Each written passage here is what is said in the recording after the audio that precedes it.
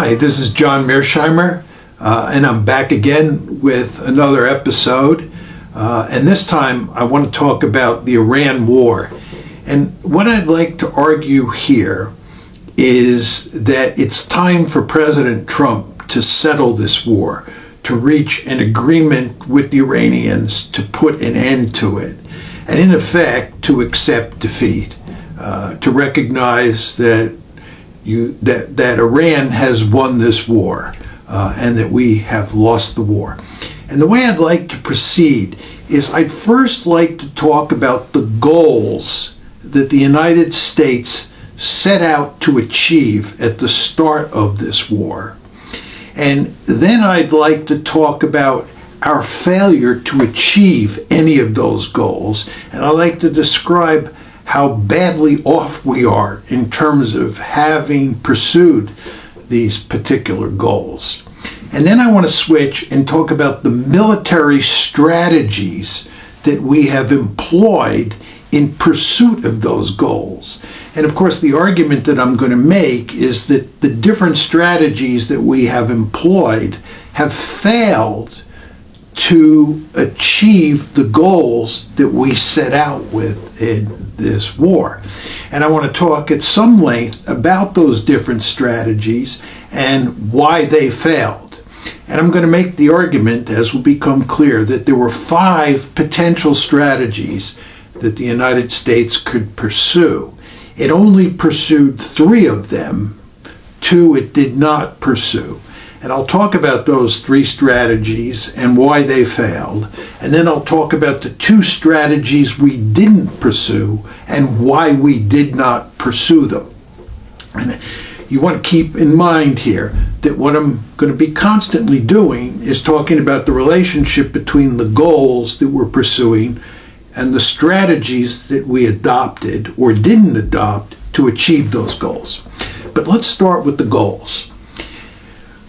When the war started, the United States, and this was true of the Israelis as well, had 4 goals.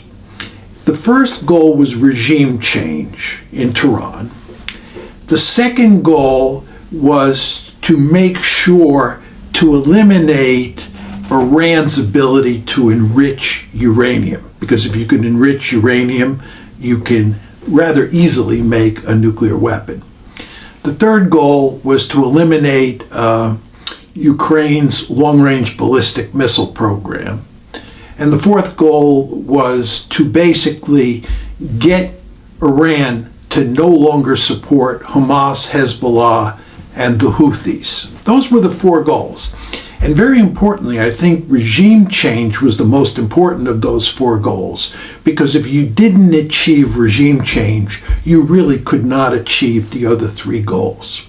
So regime change was the numero uno goal, but you still had these 3 other very important goals that were, in my opinion, subordinated to that overarching goal. Now, the question you want to ask yourself is, where are we today in terms of those goals? And let me make 2 different sets of arguments here. First of all, just looking at the 4 goals. We have achieved none of the 4 goals. None of them have been achieved, and there's no evidence any of them are going to be achieved anytime soon. In addition to that, we are now in a situation which we were not in back on February 27th, the day before the war started, where Iran controls the Strait of Hormuz, and today, as we speak, has shut off the flow of traffic in and out of the Strait of Hormuz. Furthermore, on February 27th, the day before the war, the United States had a robust alliance structure with the Gulf states in the region, and it had a serious set of military bases in the region.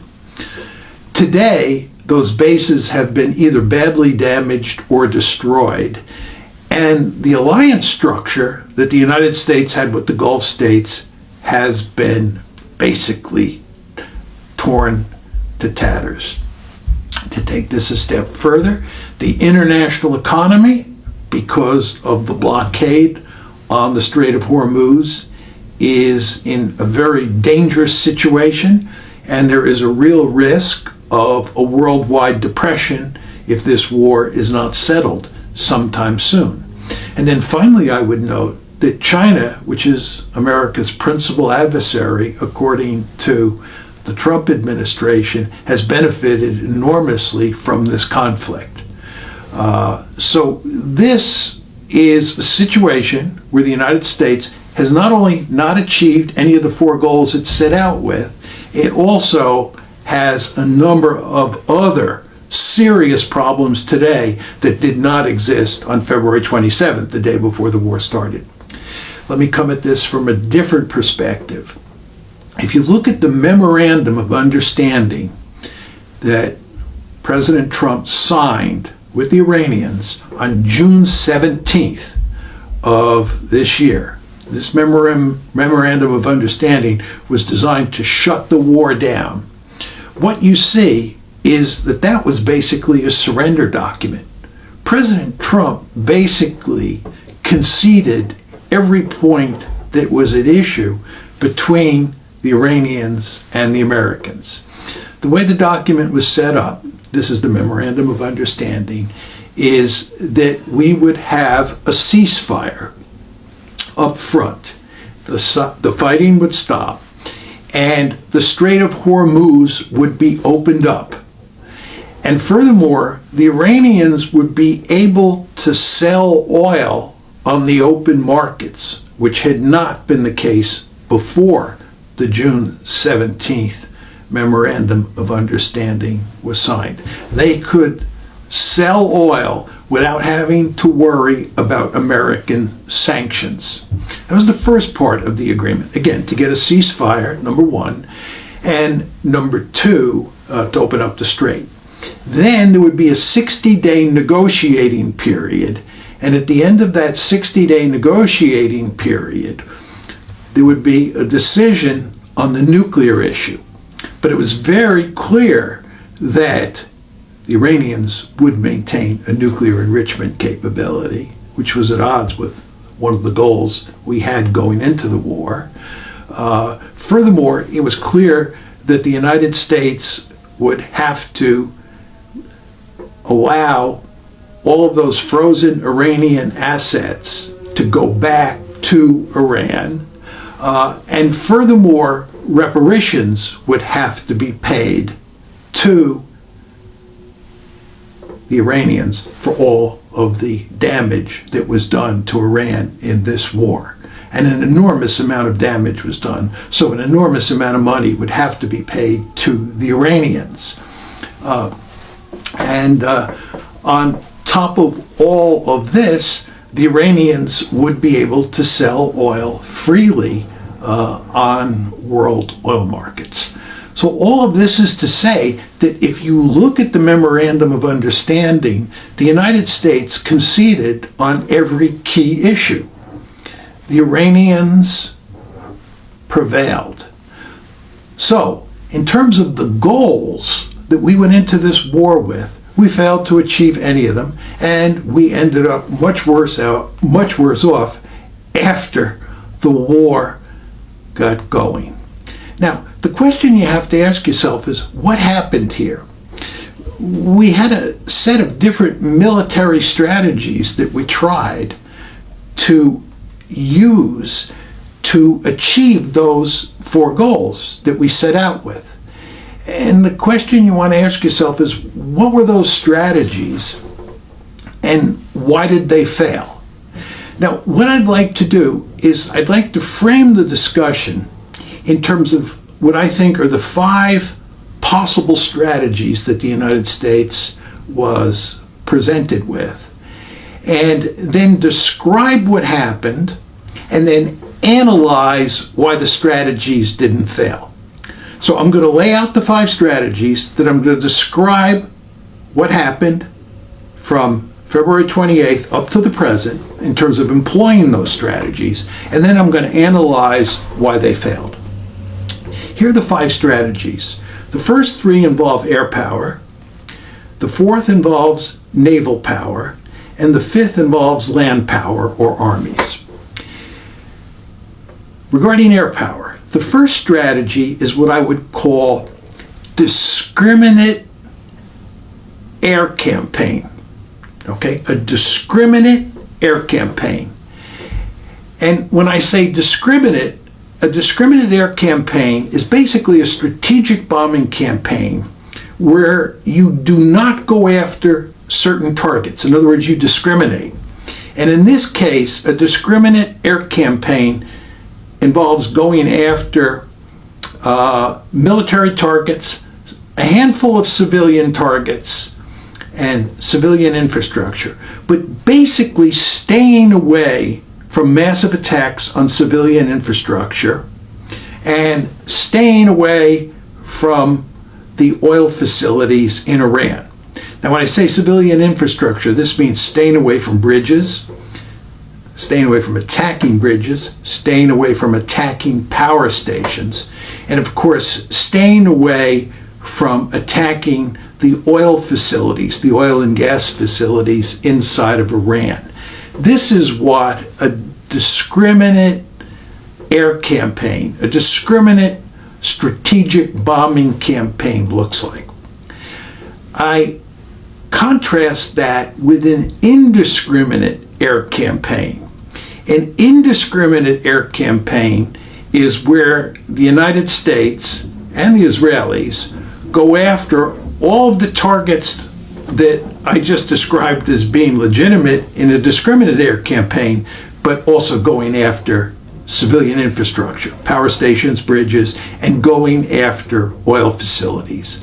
In other words, targeting all of the possible targets inside of Iran. That's an indiscriminate air campaign as opposed to a discriminate air campaign. The third strategy is tit for tat. And this is an air campaign as well, but it involves small-scale attacks where one side hits the other and then the other hits back. And that's what I call tit for tat. It's on a much smaller scale than either the discriminate or indiscriminate strategic bombing campaigns, much more limited. So those are the three strategies that involve air power. Then the one strategy that involves naval power is a blockade, a maritime blockade. And in this case, the Iranians are blockaded by the U.S. Navy. Then the final option involves the Army, and this is a ground invasion. This is a land attack against Iran. The United States could try and conquer an island or two that belong to Iran in the Persian Gulf. The United States could try to invade the Iranian mainland. It could concentrate on all of the territory that Iran controls around the Strait of Hormuz for the purpose of trying to open the Strait of Hormuz with land power. So those are the 5 strategies that the United States had on its menu. Now, let me switch gears and describe which strategies the United States used at which points in time. And then I want to analyze them. And of course, when I analyze them, what I'm going to try to do is explain why those strategies failed to achieve the goals that the United States was pursuing when it started the war on February 28th.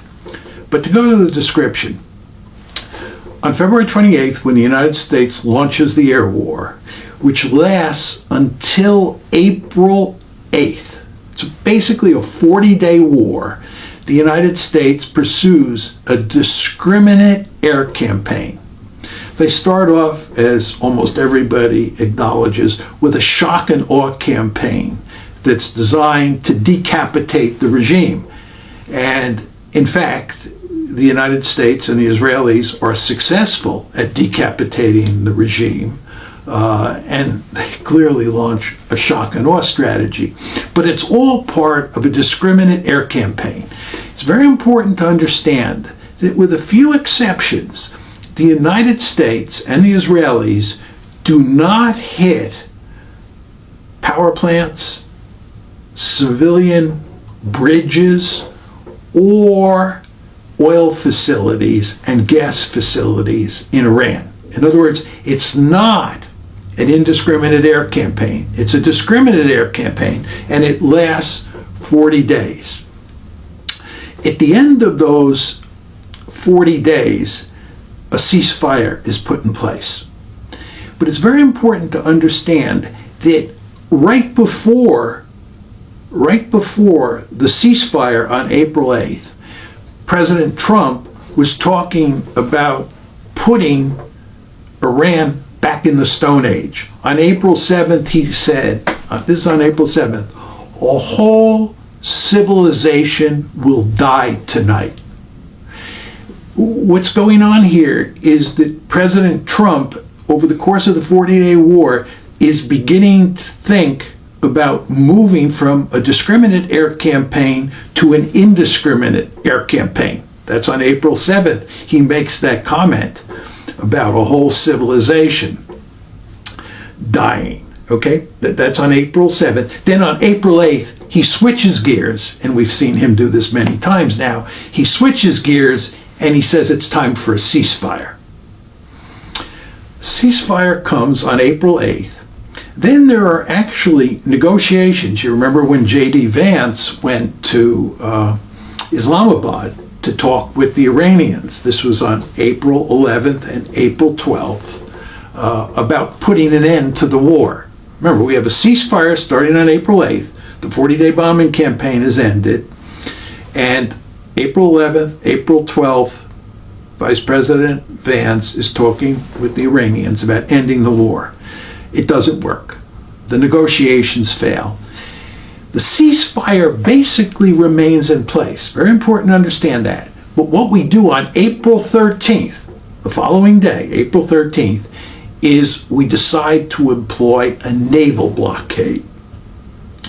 Between April 13th and June 17th, the United States has a naval blockade on the Strait of Hormuz, which is effectively a naval blockade on Iran. Then on June 17th, the United States signs the Memorandum of Understanding that I described earlier. As I told you, that was basically a surrender document. This is telling you, in effect, and I'm getting a bit ahead of myself here, that the blockade did not work. So we sign on June 17th the Memorandum of Understanding with the Iranians, and it looks like we're moving to put an end to the war. What then happens in early July is that the United States decides that it's going to violate the Memorandum of Understanding. It's very important to understand that Article 5 of the Memorandum of Understanding says that Iran controls the Strait of Hormuz during the 60-day negotiating period. And you understand that once the Memorandum of Understanding is signed on June 17th, we then move into this 60-day period where the two sides are going to negotiate and deal with all those issues that are still on the table. And during this 60-day period, the Memorandum of Understanding makes clear that Iran controls the Gulf. But the United States decides in early July that it's going to basically violate the agreement. And the United States is going to create, with the Omanis, a channel through the Strait of Hormuz that Iran doesn't control, that in effect the United States controls. The Iranians say this is unacceptable. The Iranians start shooting at ships that go through that channel. And of course the United States retaliates, and then Iran retaliates, and then the United States retaliates. This is the tit for tat campaign. So you see what's happened here. We had a 40-day air campaign, right? 40-day air campaign, which was a discriminate air campaign. That ended, and then we went to the blockade, and now we're involved in tit for tat. It starts on July 7th. That's when the tit for tat campaign starts. And I would argue it goes up to about July 31st.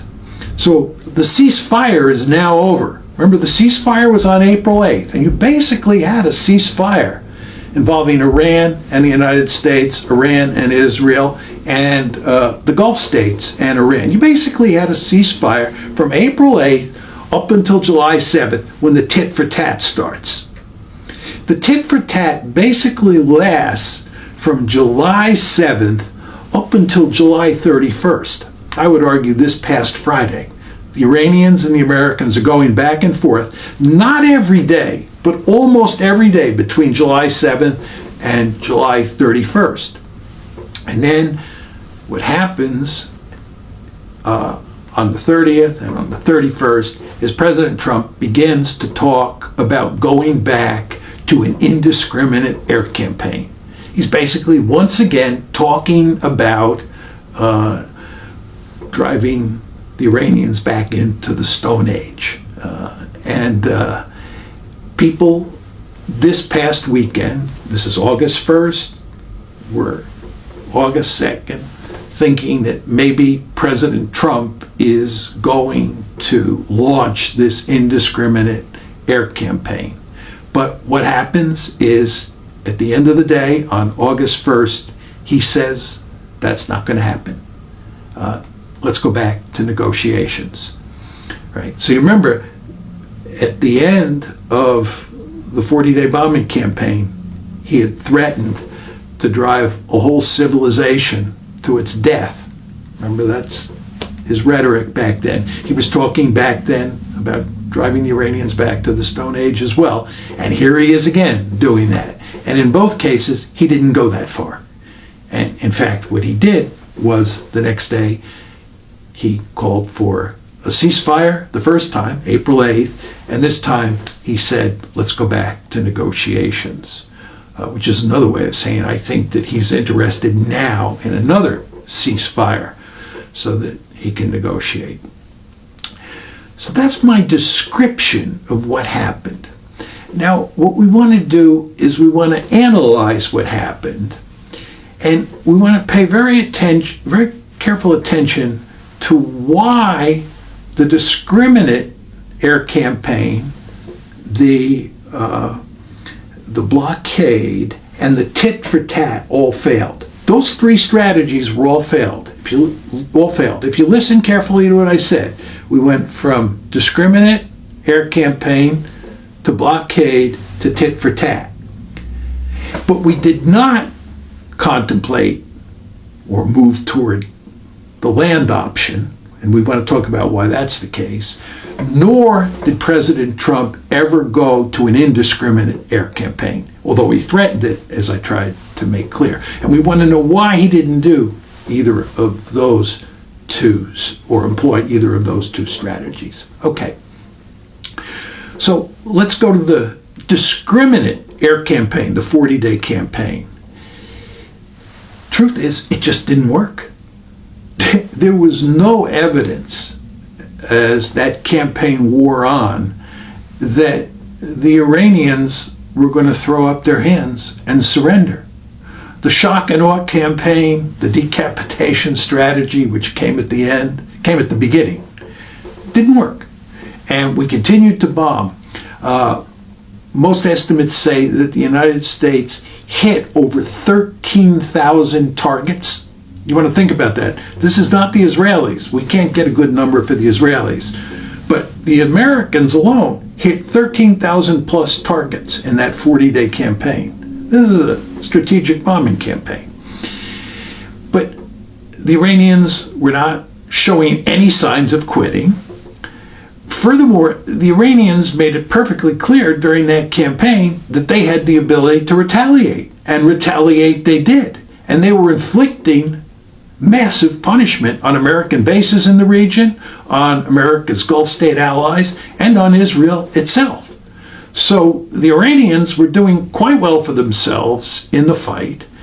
And all the time this is happening, people are deeply worried that if the war goes on and on and on like this, that number one, the United States is going to run out of munitions because we only have a limited number of offensive munitions and defensive munitions to protect ourselves, our allies, and the Israelis against incoming ballistic missiles from Iran. So the inventory of offensive and defensive weapons is being run down. The Iranians show no signs of quitting, and furthermore, they are retaliating in serious ways that threaten the world economy. So what does President Trump do? What President Trump does as we move towards the end of the 40-day war is that he threatens to go to an indiscriminate air campaign. Just think about that. He's thinking about going to an indiscriminate air campaign. He's talking about bombing the Iranians back to the Stone Age because the discriminate air campaign has failed, and he sees this as the best alternative. But what happens is he does not pursue that strategy. He does not. What he does is, after threatening to wipe out the Iranian civilization, he then, the next day, declares a ceasefire. A ceasefire. He doesn't go up the escalation ladder. And the question you want to ask yourself is, why doesn't he do this? And the reason he doesn't do this is because the United States does not have escalation dominance. We've learned this in the 40-day war.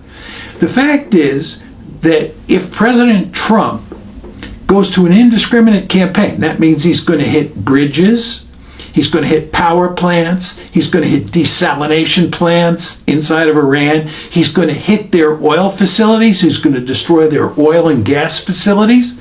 The Iranians make it clear they're going to do the same thing to all the Gulf states. And they're going to do a lot of the same thing to Israel itself.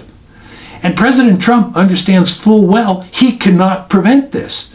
He understands that as he goes up the escalation ladder, the Iranians will go up the escalation ladder with him. And you want to remember that if, in the event this were to happen, and the Iranians were to destroy all of those desalination plants in the Gulf states and their oil and gas infrastructure, this would have devastating consequences for the international economy. And that's the last thing that President Trump wants to have. So you see, it makes no sense to go up the escalation ladder. This is why an indiscriminate air campaign makes no sense. And it's why the next day, after making those genocidal threats on April 7th, he goes to a ceasefire on the 8th. And the ceasefire is followed by negotiations, as I said, in Islamabad. This is where Vice President Vance meets with Iranian negotiators. That fails, and he has to do something. So what does he do? Does he go back to the air war? No. He sticks with the ceasefire, but he employs a blockade. He employs a blockade, and that starts on April 13th, and it runs until June 17th when you get the Memorandum of Understanding. But the question you want to ask yourself is, what good is the blockade? And the answer is, it's basically no good. It doesn't work. Anybody who's studied blockades understands that blockades, if they ever work, take a long time to work. They take many, many months, if not years, to strangle a country the size of Iran. So it's no accident that between April 13th and June 17th, that's just a little over 2 months, we've made very little progress in causing the Iranians to throw up their hands and say, I quit. Therefore, having failed with the air war, and that's the discriminate air campaign, being unwilling to go to an indiscriminate air campaign, having failed with the blockade, on June 17th, President Trump signs the Memorandum of Understanding. And as I made clear at the top of the show, that's a surrender document. Okay, after President Trump signs that agreement, he can't bring himself to stick to it. The thought of the United States losing, the thought of Donald Trump losing a war that he started to Iran is just unacceptable. So he begins he begins to challenge, to undermine the Memorandum of Understanding. He begins to look for ways to put pressure on the Iranians, again, to get the Iranians to throw their hands up. And this is the start of the tit-for-tat campaign, right?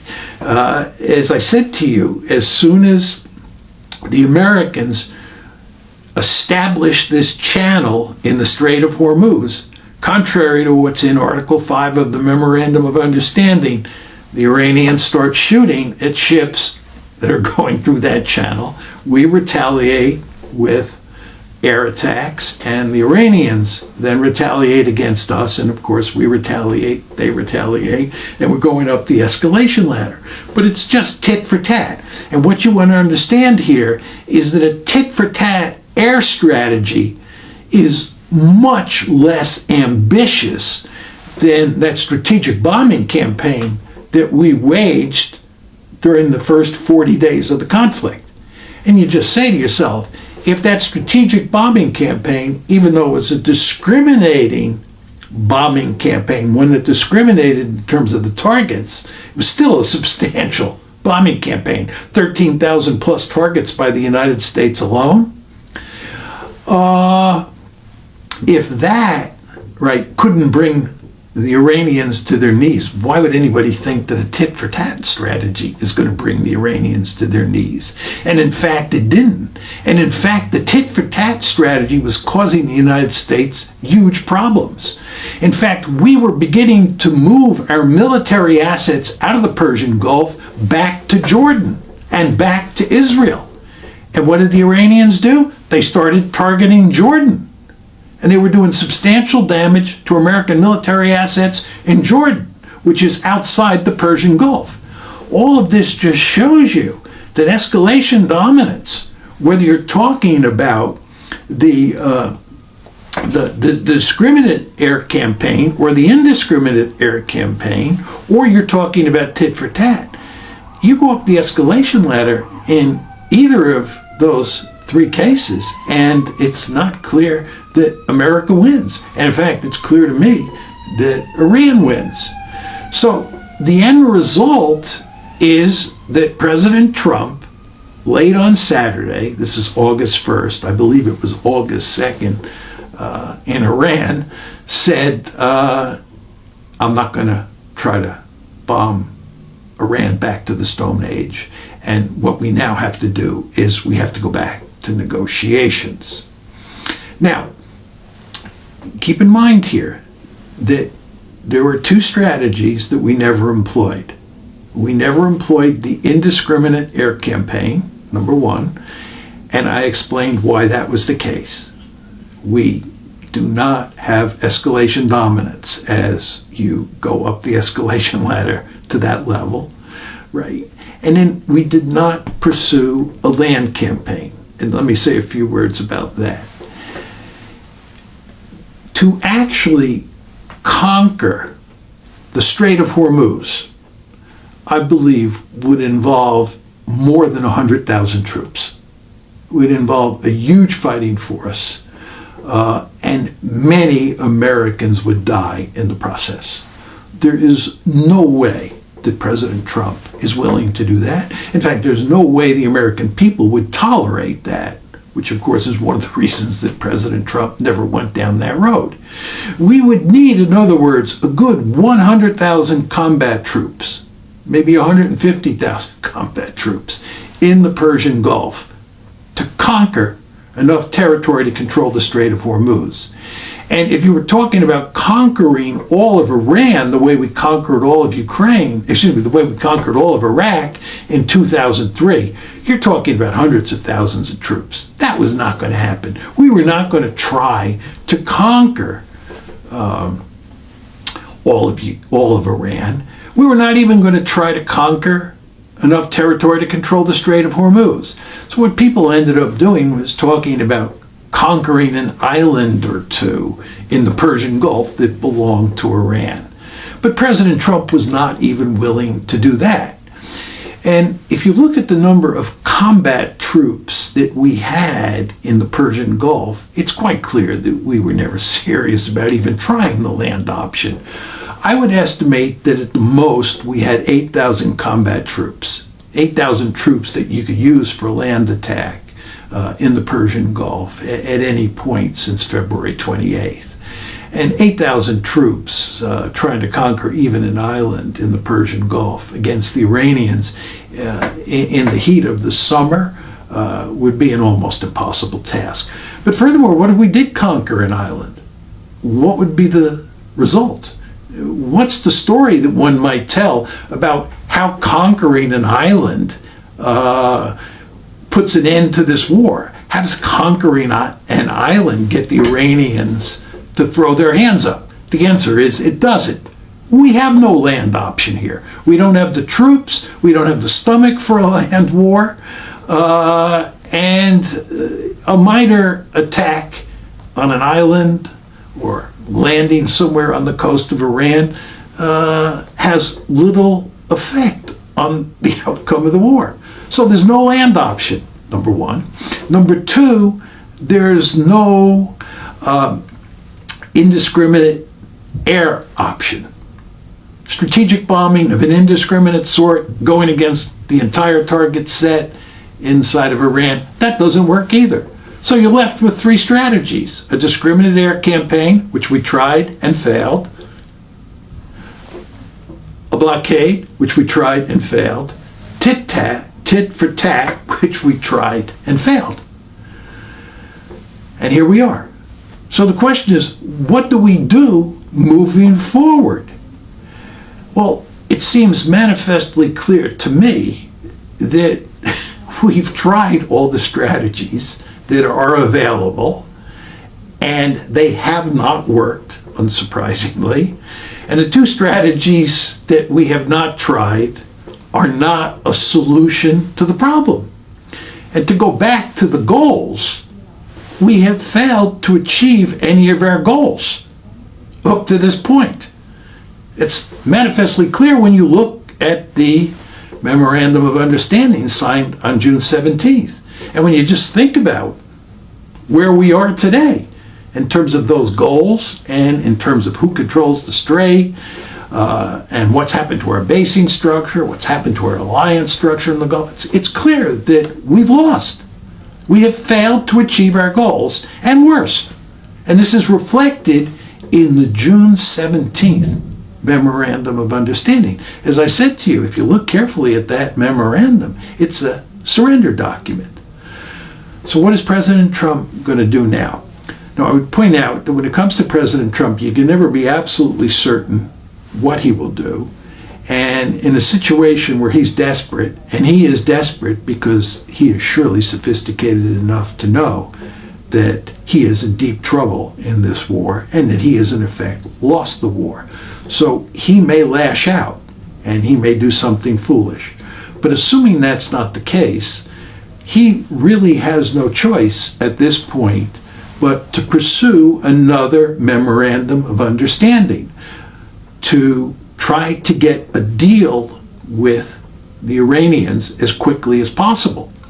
I want to point out two things here. One is, President Trump would have been much better off cutting a deal immediately after the April 8th ceasefire.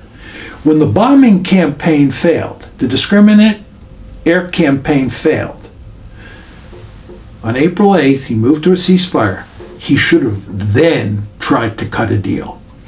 Furthermore, when the blockade failed and he signed the Memorandum of Understanding on June 17th, he should have stuck to that Memorandum of Understanding, and he should have gone to great lengths to work out a deal with Iran to put an end to the war. But as I told you, he didn't do that. Instead, he tried to violate Article 5 of the Memorandum of Understanding. We got in this tit-for-tat strategy for almost the entire month of July. It failed.